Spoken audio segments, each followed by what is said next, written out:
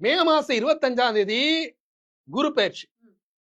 அதுக்கடுத்து நவம்பர் மாசம் 25ஆம் தேதி ராகுகேது பயிற்சி. இதுல மார்ச் மாசம் 6ஆம் தேதி கும்பத்திலிருந்து மீனத்துக்கு போறாரு.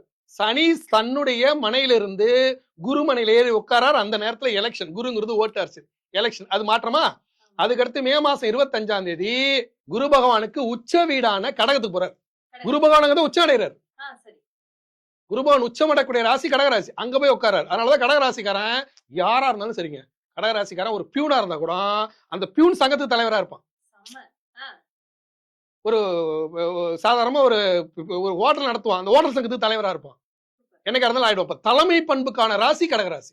அண்ணாமலை கடகராசி, விஜய் கடகராசி, அஜித் கடகராசி, கலைஞர் கடக லக்னம்.